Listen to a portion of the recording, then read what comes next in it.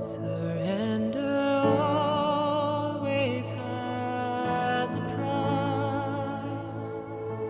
Commitment comes with sacrifice. But when we're going to continue a little bit with the definition of agape love. And I would like us to look at 1 John 4:7.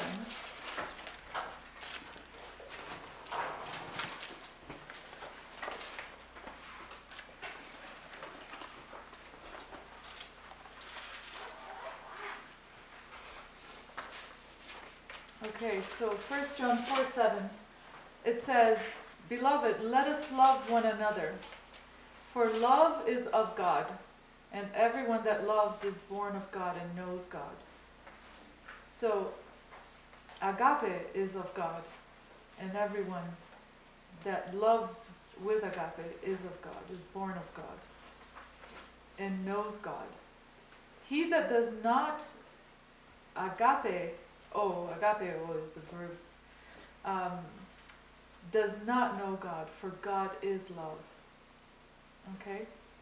Now, in 1 John 4:10, it says, "Herein is love, not that we loved God, but that God loved us."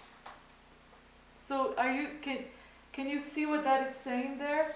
That love, the true definition of love, has to come from God, not from us to God, but from God to us. So God had to come and teach us what love is. And every time that it's using the word love here, it's always using agape. So in verse 12 of chapter 4, it says, "No man has seen God at any time. If we love one another, God dwells in us, and his love is perfected in us. And we have known and believed the love that God has to us. God is love, and he that dwells in love dwells in God, and God in him. If a man say, 'I love God,' and hates his brother, he is a liar." So, and that's right there the definition of human love. Because we may say we love God and yet we hate somebody, then we didn't really get it, because that's not what love is. That's our human love. He is a liar, for he that loves not his brother whom he has seen, how can he love God whom he has not even seen? And I believe that when it says, how can he love God whom he has not seen, in terms of who God really is, because God is love, right? "For this is the love of God, that we keep his commandments, and his commandments are not grievous." Okay. So, we talked about before how human love is dependent on the beauty or goodness of its objects. Therefore, by nature, human love is variable and partial. And we know that with God there's no shadow of turning. God is the same. And I'm going to share with you the many ways in which the Bible tries to give us this message, that God does not change. And again, it has to do with understanding some words, some symbolisms. But the message is all over the place, and we just need to mine the treasures. So human love favors its own kind, it's our families, our friends, and those whom we consider good, and condemns enemies and those that we perceive as evil. So the good of this goodness, this love, is based on the tree of the knowledge of good and evil, and is based on feelings, not on principle, right? It's based on emotions and attitudes, but agape love, on the other hand, controls feelings and emotions and attitudes by an inward principle of unselfish love that never sways. So what we have to look at there, when it says that the good of good and evil is based on feelings, emotions or attitudes, we must not miss out the point that first if it's a head knowledge, then that head knowledge has to be translated into a heart and emotional experience. But if it is not based on the empirical evidence of who God is through Jesus, and we are just emotionally involved, then that is the kind of emotion that is not proper. Okay. Agape love provides the basis for an unconditional, impartial commitment. And that's what God has towards us.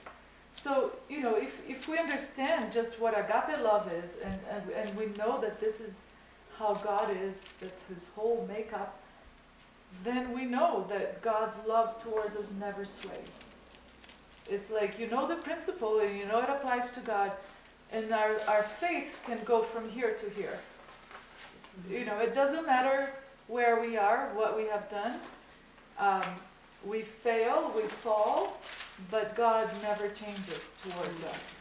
And that's important for us, because what Satan attacks most, I think, sometimes is our faith, isn't it? Mm-hmm. And he's always condemning us. Our minds are always condemning us.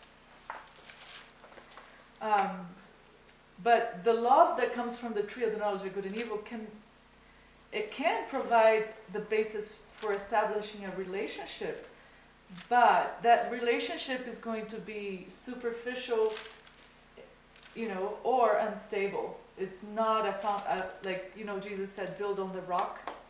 There's a symbol of how God does not change.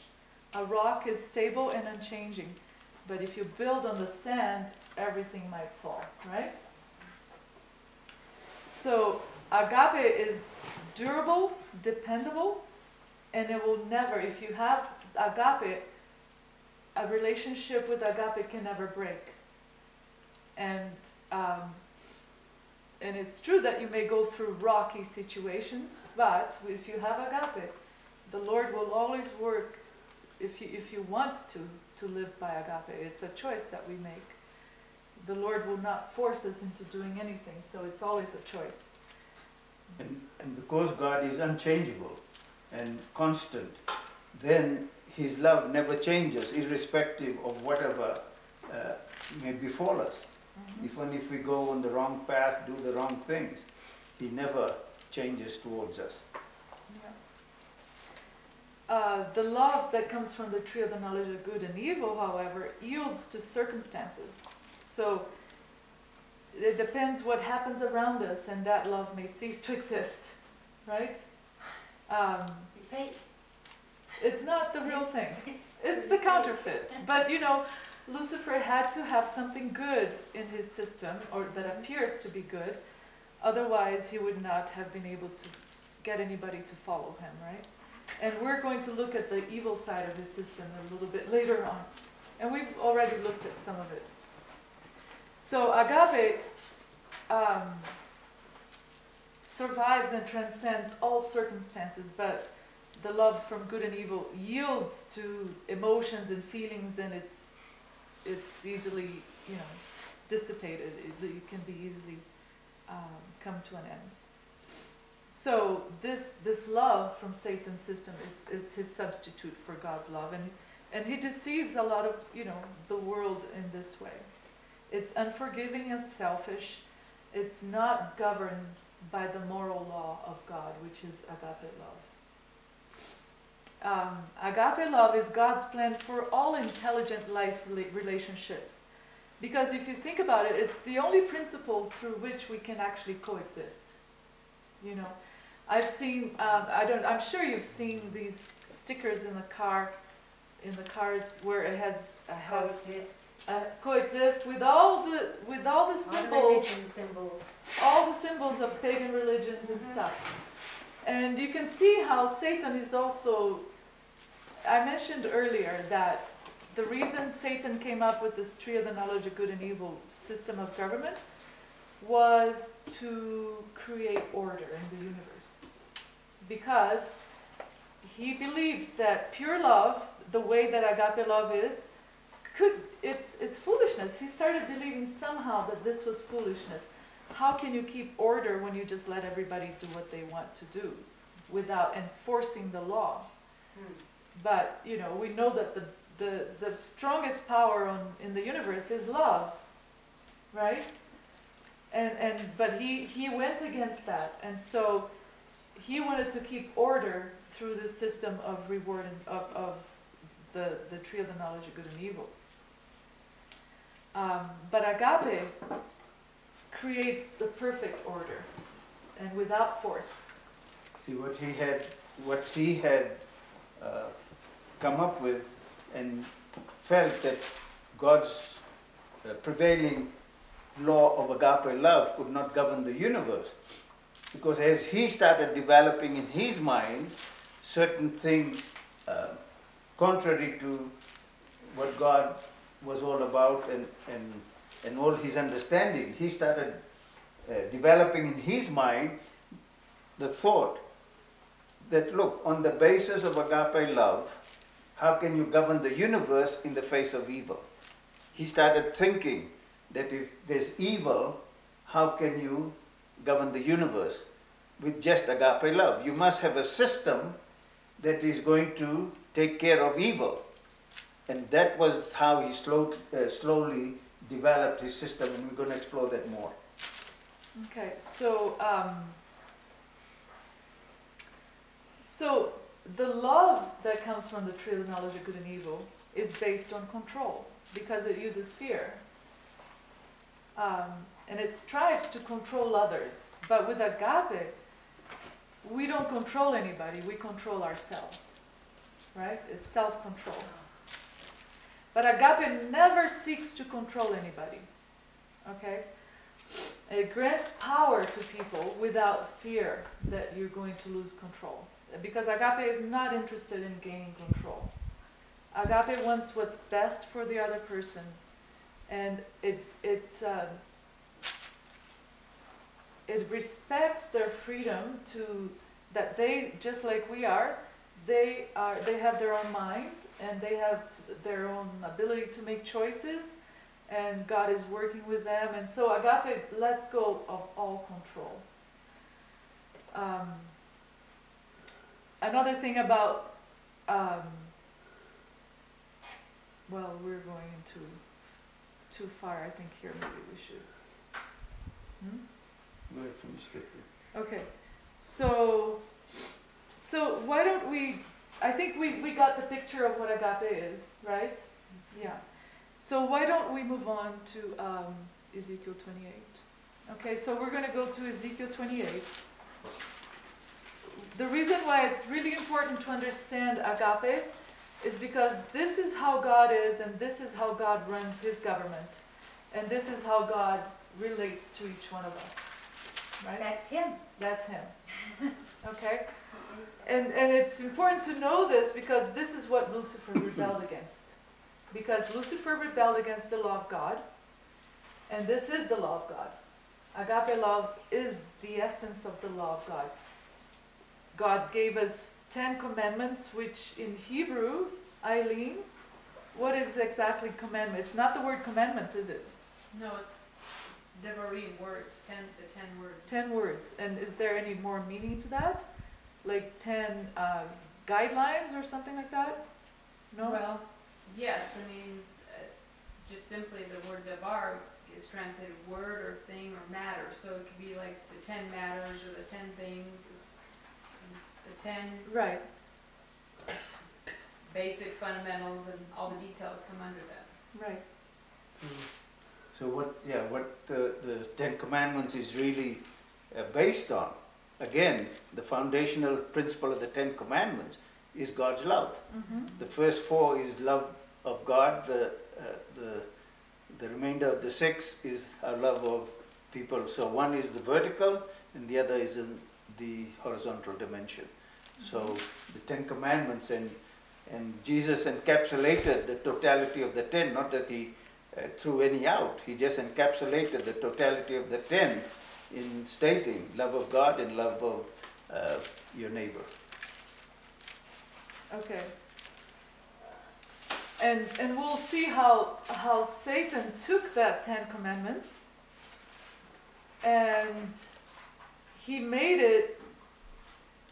Okay, so we have the 10 words. the 10 words can be interpreted through agape love.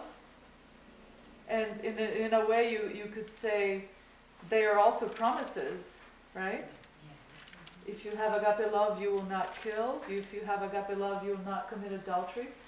But what Satan has done, he has taken the 10 commandments and he has created a system where he uses force. And he says, if you don't keep the 5th commandment, you will be punished for it. You see? And that's where fear and punishment come in together. Okay? And we'll see how that worked out. So Ezekiel 28, where do you want to start, Ozzy, on that verse? Go ahead. I'm looking for it here. Okay.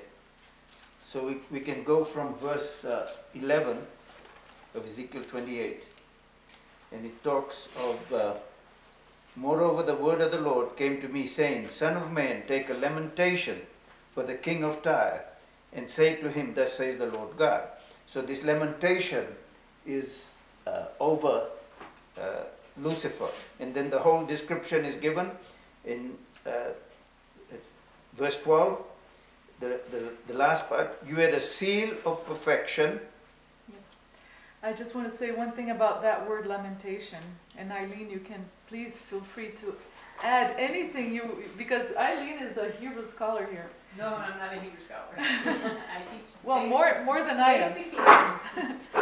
But, you know, this word lamentation is a dirge as accompanied by the beating of breasts, you know, like God is lamenting.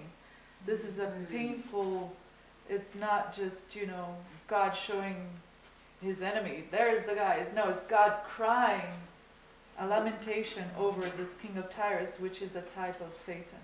Like he did over Jerusalem. Yeah. You must keep in mind the way Jesus lamented and cried over Jerusalem when he was predicting what would happen to them.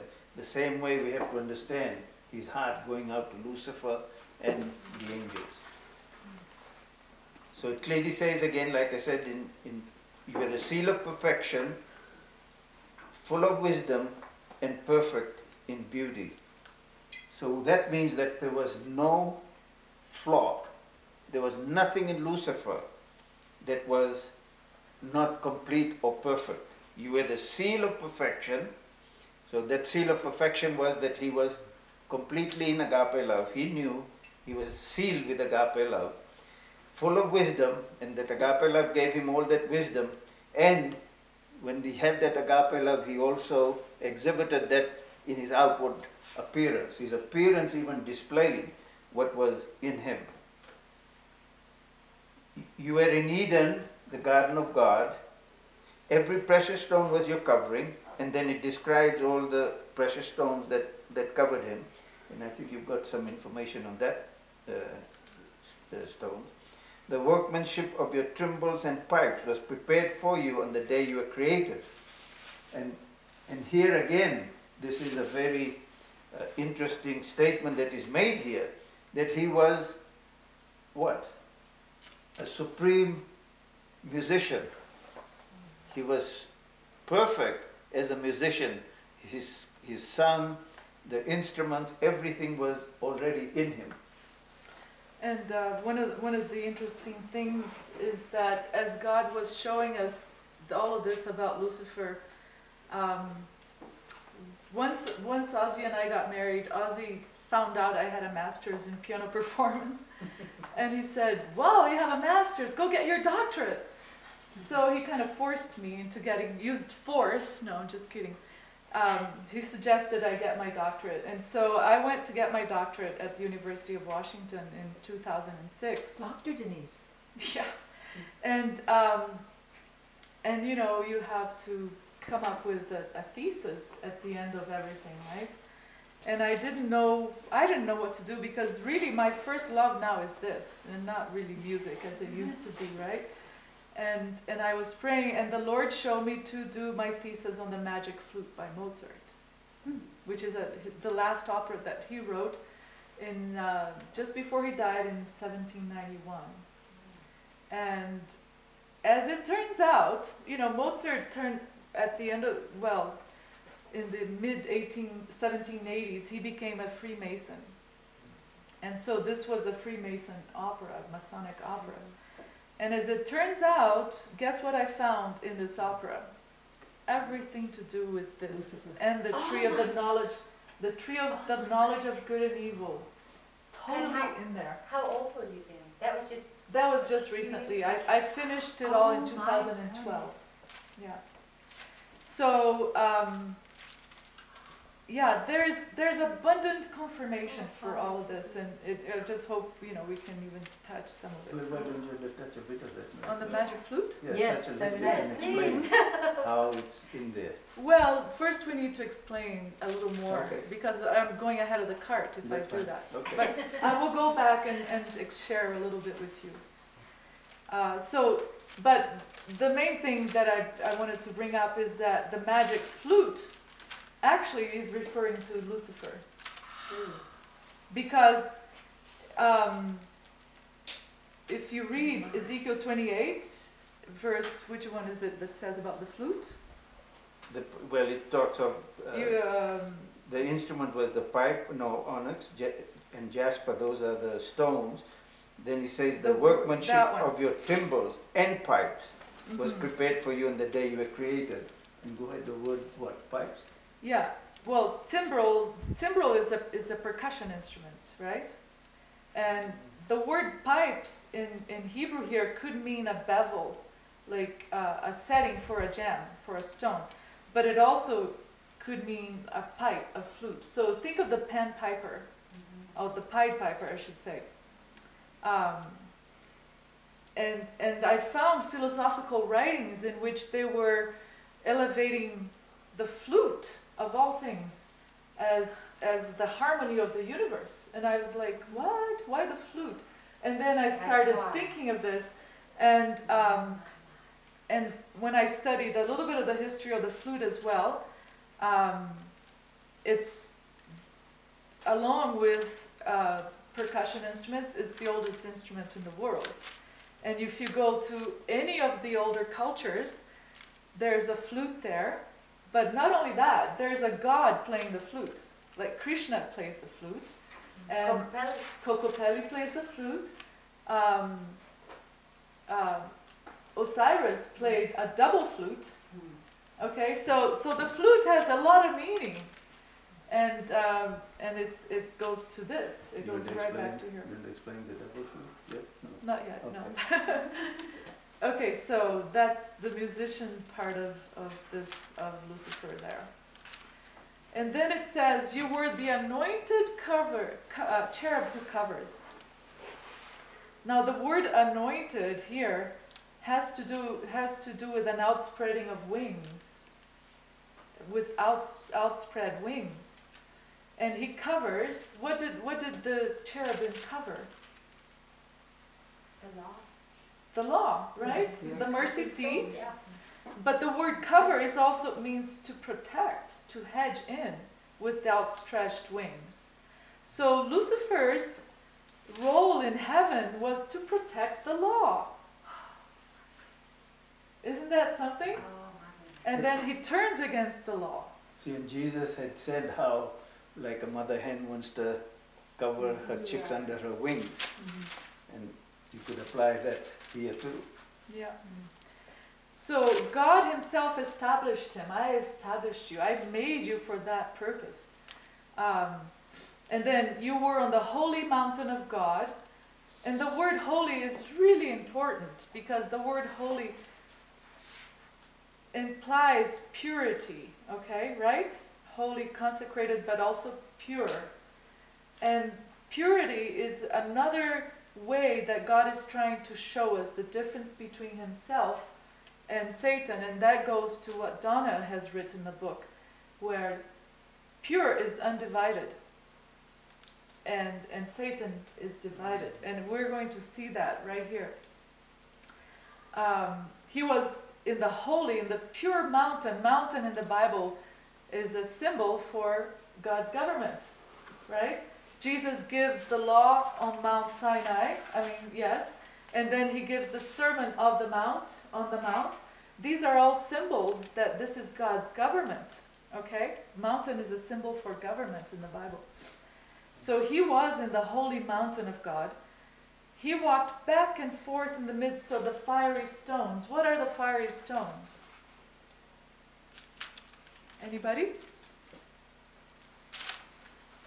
Any clues? The fiery stones. Yes. I think it's Isaiah Yes. 33. Okay. It talks about, it asks the question, who shall live with continual burning? Yes. Is that where you're wanting to go? Yes. You want to read that? Verses 14 to 17. Okay. So, Go ahead and read it for us. the sinners in Zion are afraid. Fearfulness has surprised the hypocrites. Who among us shall dwell with the devouring fire? Mm-hmm. Who among us shall dwell with everlasting burnings? He that walketh righteously and speaks uprightly, he that despises the gain of oppression, that shakes his hand from holding of bribes, that stops his ears from the hearing of blood, and shuts his eyes from seeing evil, he shall dwell on high. Mm-hmm. His place of defense shall be the munitions of rocks. Oh, Bread shall be given him, his waters shall be sure. Thine eyes shall see the king in his beauty. They shall behold the land that is very far off. Okay. There you are. So the fiery stones represent the love of God and His grace and His cleansing. You know. You walked up and down the firestone. Yes, and Lucifer walked up and down those fiery stones. So he was exposed to the love of God. That purifies. To the pure love of God. He was exposed to it. And so when it says in Ezekiel 28:15, you were perfect in your ways. And the word perfect, tamiim, means entire. Okay? That means he wasn't divided. He was entire. It also means integrity, truth, without blemish, complete, full, perfect, Whole. whole. He was whole. And actually, if we looked at James, the book of James, and let's see.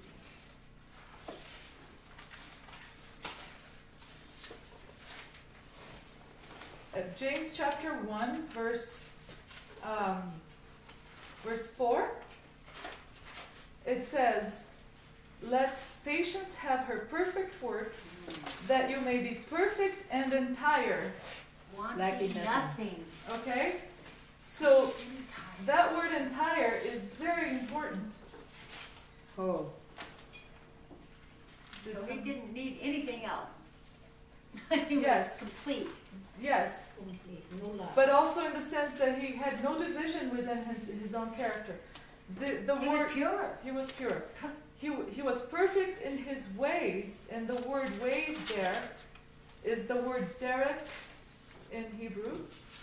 It's a road as trodden, figuratively a course of life or mode of action. So that's why Jesus was the way. the way, yeah.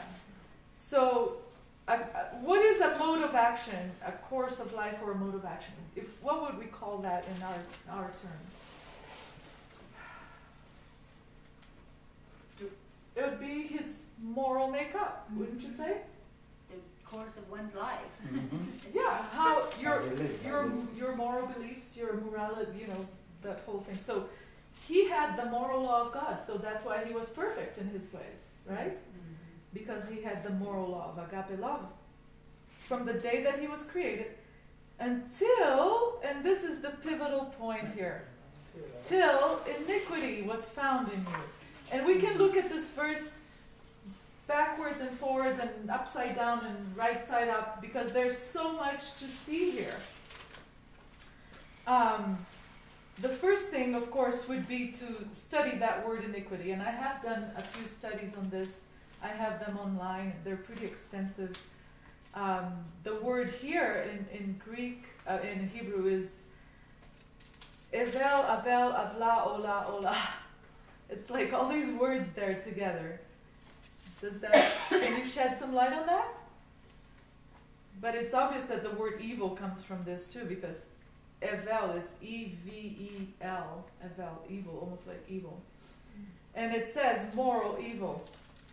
So iniquity has to do with a moral evil, okay? Perverseness, unjust. It says unjust and unjustly as well. Unrighteousness and wickedness. And if you look up this word iniquity, you'll notice that Jesus used it 4 times. And we're going to look at that as well. But he only used it 4 times, and we'll have to go through the passages to see how he used it and what it means. But well, it's 5 words: evel, avel, avla, ola, ola. And it comes from another word, which is aval, which means to distort morally. Mm-hmm. That's what mine says. Yeah, to deal unjustly and unrighteously. So there's a distortion here. So iniquity was a distortion of a moral law. Can you see that? I did see that. It was a distortion of God's moral law, okay? Because that was the only moral law that existed at that time.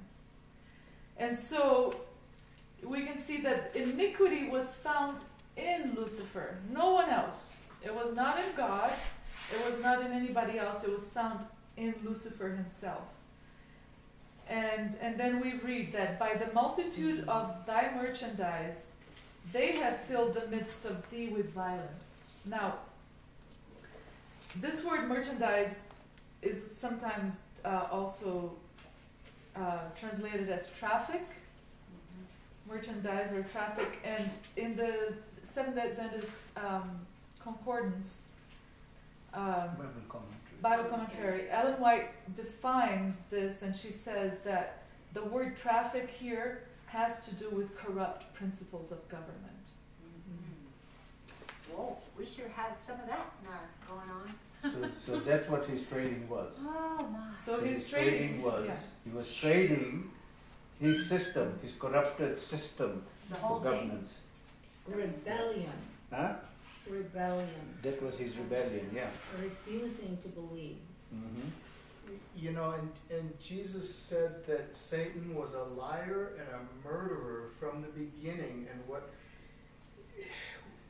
your definition of iniquity to me goes right along with that, because he's corrupting God's system by using force to enforce his system. So there's the lies and the murder right there. Yes, My exactly. mind. See, your mind went in the right place. That's exactly Because what it is. Eventually we are going to cover all of that. Eventually But you that get there, is- you get That is very important. See, your mind already picked it up. The Yeah. moment you saw this, it went to exactly what Jesus said.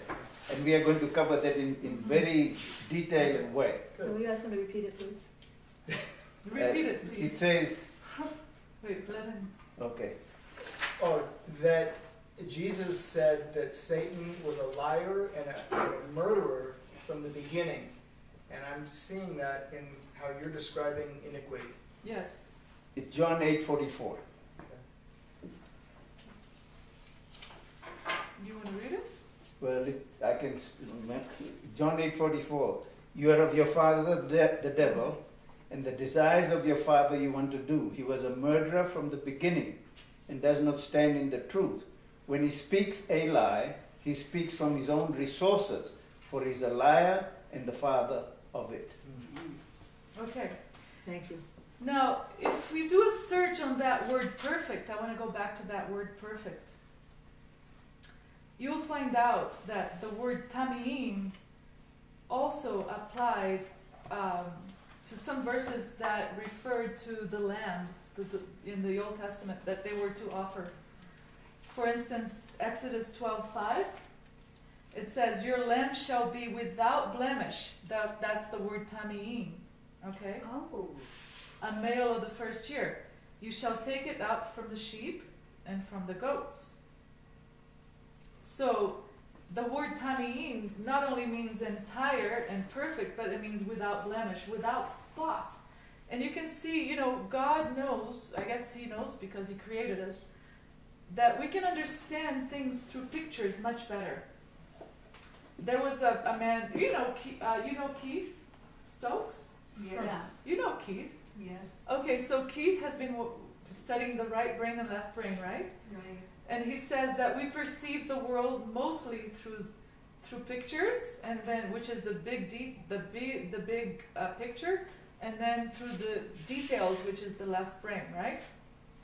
And so God has given us picture after picture after picture after picture. So picture a lamb, totally white, without any spots. That's the character of God. And what happened to Lucifer, he was like that. He was that perfect, that white, without spots, until iniquity was found in him. So once iniquity was found in him, what does he look like now? Spotted. A lamb with black spots. So he's no longer pure white, he's got spots in him, okay? And if you think about the tree of the knowledge of good and evil, you can see that that's no longer pure and white, but it's got black and white in it.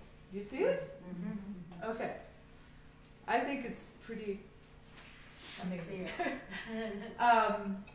So Jesus, the perfect Lamb of God, had a perfect and entire character, right? He had absolutely no dark spots in him. What this means is that he lived completely by the moral law of God, agape love, okay? And never once stepped outside of it.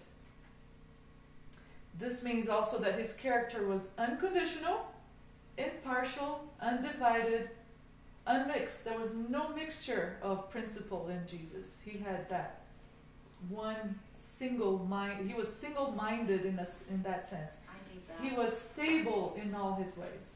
Okay? So, Lucifer used to be just like that. But then this iniquity made him the opposite. So he became partial, unstable, conditional, and divided. He became like a Dr. What is it? Dr. Jekyll and Mr. Dr. Jekyll and Mr. Hyde. That's what happened to him. But the turning point was that iniquity was found in him. And that's the real meaning of iniquity. And it caused him to be the opposite of Christ. See, in that iniquity is what he was trading with. And the more he traded with it, see, you became filled with violence within. So his whole system, and it had nothing to do with God, his whole system was pure violence. Nothing else. So all the violence that you see, every form of violence, whether in the Old Testament, New Testament, whatever is happening now, has nothing whatsoever to do with God. That's his system, that's his trading. And he became filled with violence within, and he sinned. And we are told of the Messiah, of Yeshua, that he is the Prince of Peace because he had done no violence. Mm-hmm. So he completely reflected the character of God. Okay. So, and we can also see from this verse that once iniquity was found in him, he became violent and he sinned. So if we say that God has any violence, then God has to have iniquity in him. Can you see that? Wow. And if God has any violence in him, then God has to be a sinner too. So it just doesn't work. Right? Did you have a question, Thomas? Oh, Abby. So that just proves that there are two lords in the Old Testament. We have to be very careful how we interpret that. The two Lord theory I am not too in favor with. I do believe that what we should do is when we study the scriptures, we should study it in the light of the tree of life and the tree of the knowledge of good and evil with Jesus as the center. So as we study it, you will be able to discern the two so-called lords in that sense. Keep that in mind. So what will end up happening, Outside of Jesus Christ, you won't be able to discern it. With Jesus Christ, you'll be able to tell the passages that speak, and God takes responsibility for it, that is not a God. That Satan is the one that is doing all this violence in the Old Testament. So you will know it that way. Because see, since God is who He is, and He, in the minds of the writers at that time was that everything was of God. If it was good, it was of God. If it was evil, it was of God, because they believed in the sovereignty of God. They didn't have any concept in the depth of the great controversy that Jesus started revealing. And then here now we are living at this time where we've got a very detailed knowledge on the great controversy. So we have to keep that paramount and very important in our minds as we are studying. See, I'll read you when Denise brought out that we make God a liar. That's why I believe. And here, John again is writing and stating this, that if we don't believe what Jesus is teaching, whatever Jesus is teaching, if we don't believe that, then we have made God a liar. And I'll read it to you. If we receive the witness, and I'm reading from 1 John chapter 5, verses 9 and 10. If we receive the witness of men, the witness of God is greater, for this is the witness of God which has testified of His Son. He who believes in the Son of God has the witness in himself. He who does not believe God has made God a liar, because he has not believed the testimony that God has given of His Son. So can you see the significance of that statement? Which means to say, if we don't take the testimony of Jesus Christ, of what God has revealed through Jesus Christ, then we have made God a liar. And that's what Denise just brought up there. Okay, so the turning point, the thing that caused Lucifer to change from his perfect and entire condition was the iniquity that was found in him. And so with that, he became the opposite of Christ. He became conditional, partial, divided, double-minded, mixed with contradictions, and therefore unstable. Okay? And when I had to do my thesis, I had to study a little bit of ancient Egypt, and I found out that the Egyptians and the Greeks, they used to believe in Mercurius, the alchemical spirit. And it was called Mercurius because it was after the metal mercury, which is very unstable. Okay? And Carl Jung, who was an alchemist, an occultist, he said that Mercurius was good to the good and evil to the evil. And there it is. And that sums up. That sums up what Lucifer became. So he believed in a system that we must be good to the good and we must be evil to the evil. In other words, we must reward the good and we must punish the evil. Now, tell me if that's not how we all think. That's exactly how we do. I mean, that's how I thought. That's how we all, that's our nature. That's the it. human That's nature. what the Bible says. Every system, That's it. every system, whether it's in schools, churches, whatever it is, you will find every system operates by that principle. Even in churches, you do good, We didn't know it. they'll reward you, they'll give you leadership position, they'll do this, they'll do that, and whatever it is. Yeah. And if you do evil, you're done. So everything is controlled by that system. And when this word iniquity is stated in Ezekiel, I'll read you what Jesus had to say in the context of the end time in Matthew 24, verses 11, 12, and 13. Then many false prophets will rise and deceive many. And because my translation uses the word lawlessness, but the King James uses the word iniquity. And because iniquity will abound, the love of many will grow cold. So what will end up happening when Satan's system will abound, people's love will become cold. So which means to say they will then start conforming to Satan's system of good and evil. And iniquity, verse 11, then many false prophets will rise up and deceive many. So all the false prophets will be teaching, or all the people that will be teaching the wrong things will be classed as false prophet. And because lawlessness will abound, the love of many will grow cold. Verse 13, but he who endures to the end will be saved. So that means that whoever will endure to the end in living by agape love, doesn't matter whatever happens, he will be saved in that respect. It is the only way. And I mean, just... Which chapter? Yeah, oh, that was Matthew 24, verses 11, 12, and 13. Thank you. The half an hour is up? No. Oh. No, not yet. Okay, so now by contrast, Jesus is good to the good and good to the evil as well. Hallelujah. Right? Hallelujah. So and he addressed, of course, that in the Sermon on the Mountain, and we have seen that where, you know, he said, you heard what it was said by the tree of the knowledge of good and evil.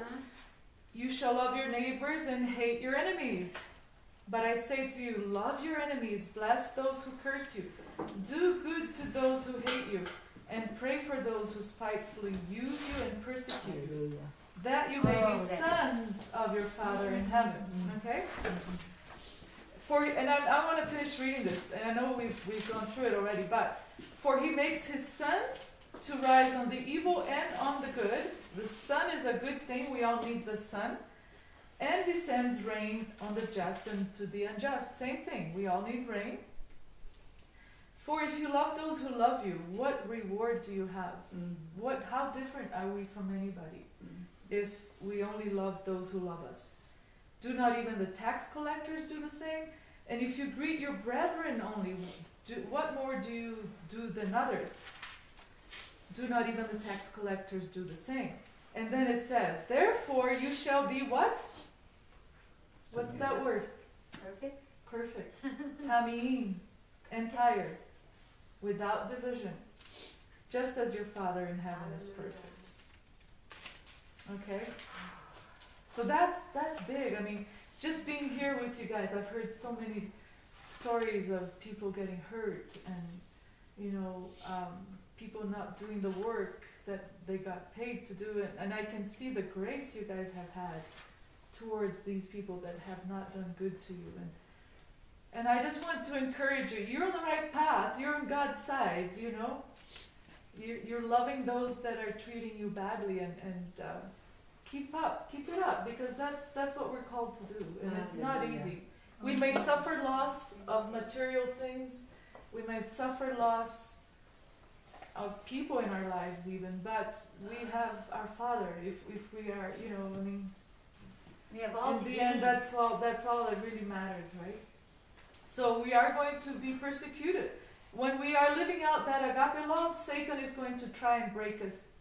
And he's going to cause people to come against us. He's going to instigate people to come and do harmful things to us so that our agape love may break and we may become conditional and partial again. And We're just being Father says- tested now, Yes, we're being because tested. it's gonna get a lot worse. Yes, Of course. absolutely. Well, a lot worse.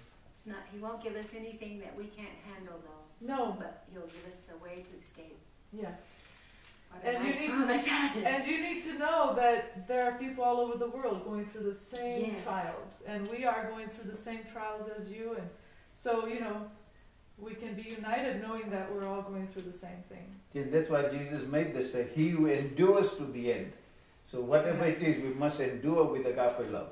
And don't fall prey to good and evil.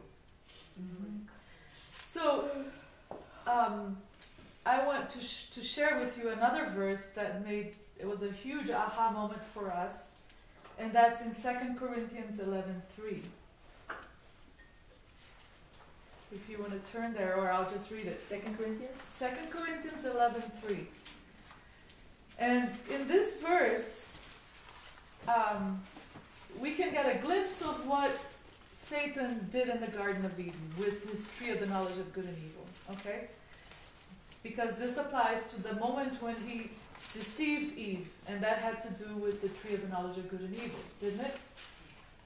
So, 2 Corinthians 11:3 says, "But I fear lest somehow, as the serpent deceived Eve by his craftiness, so your minds may be corrupted from the simplicity that is in Christ." Yeah.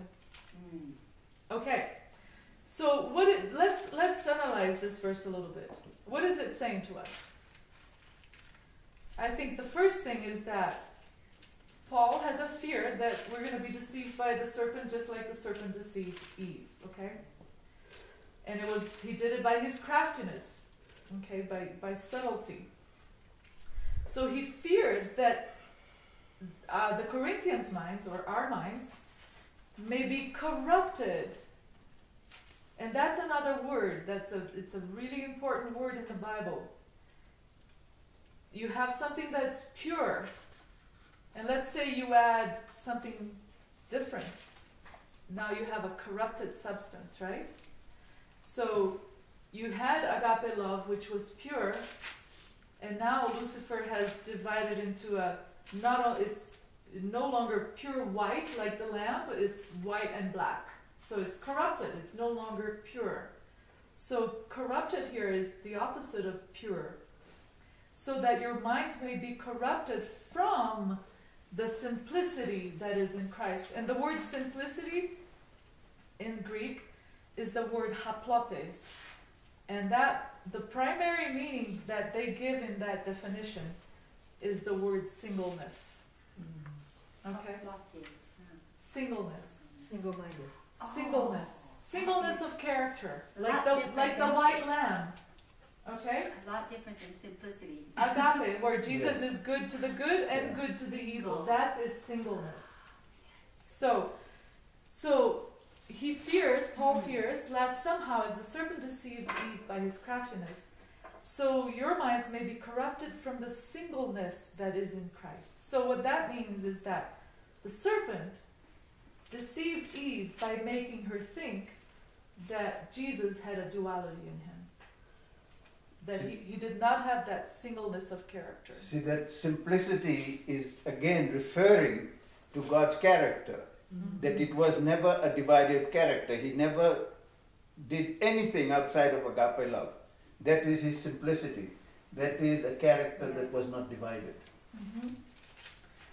And we can see that, we can see when Adam also ate of the tree, that the moment they eat of the tree, now they see God with a duality personality.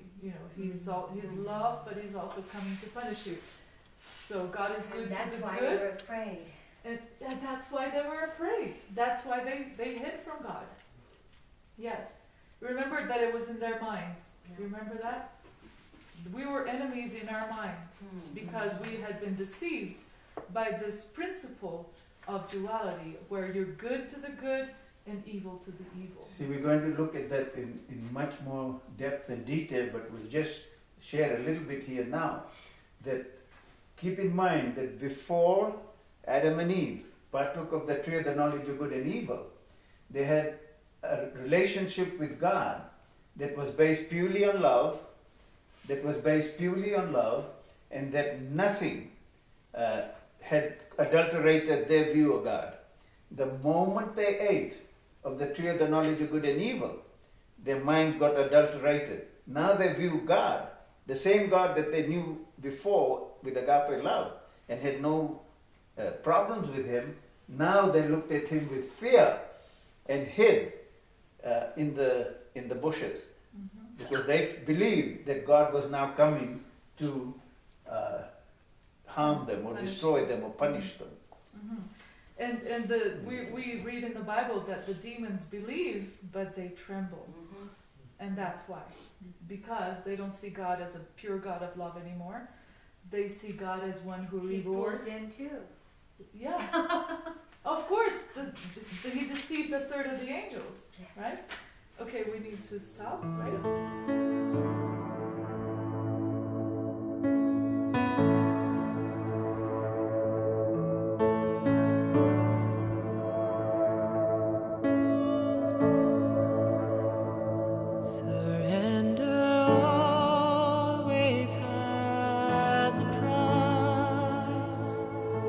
Commitment comes sacrifice.